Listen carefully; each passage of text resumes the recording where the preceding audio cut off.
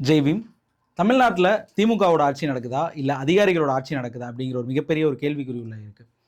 கடந்த 1999ஆம் ஆண்டு நடந்த மாஞ்சோலை படுகொலையை நம்ம இன்னும் மறந்துருக்க மாட்டோம்.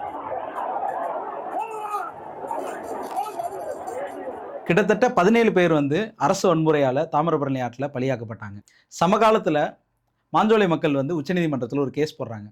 அதாவது அந்த மக்களுக்கு மறுவாழ்வுக்காகவும் அவங்களோட அடிப்படை தேவைகள் பூர்த்தி செய்யணும் அப்படின்னு சொல்லிட்டு நீதிமன்றம் என்ன சொல்கிறாங்கன்னா, மாஞ்சோலை மக்களுக்கு அவங்களோட அடிப்படை தேவைகளான குடிநீர், மின்சாரம், ரேஷன் பொருட்கள் இது எல்லாமே அவங்களுக்கு கரெக்டாக கொண்டு போகணும், கரெக்டாக கொண்டு போய் சேரணும் அப்படின்னு சொல்கிறாங்க. ஆனால் அப்படியெல்லாம் நடக்குதா அப்படின்னு கேட்டோம்னா ஒரு மிகப்பெரிய ஒரு கேள்விக்குறி தான். வர 22ஆம் தேதி மாஞ்சோலை மக்களை அமைச்சர் சந்திக்க இருக்கிறார் அப்படிங்கிற ஒரு இன்ஃபர்மேஷன் வந்தவுடனே அந்த சுற்று வட்டாரத்தை சேர்ந்த அரசு அதிகாரிகள் இன்னைக்கு மாஞ்சோலைக்கு ஒரு விசிட் செஞ்சிருக்காங்க.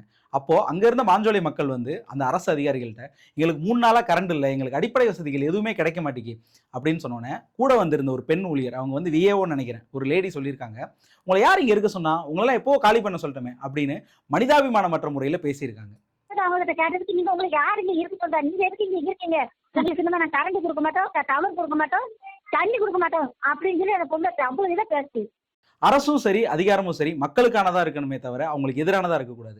கிட்டத்தட்ட 25 ஆண்டுகளுக்கு முன்பு, அதாவது 1999ஆம் ஆண்டு மாஞ்சோலை மக்கள் கூலி உயர்வு கேட்டு போராடின போது அன்றைக்கு முதல்வராக இருந்த மறைந்த மு கருணாநிதி அவர்கள் கிட்டத்தட்ட 17 பேரை தாமிரபரணி ஆற்றில் பலி கொடுத்தாங்க.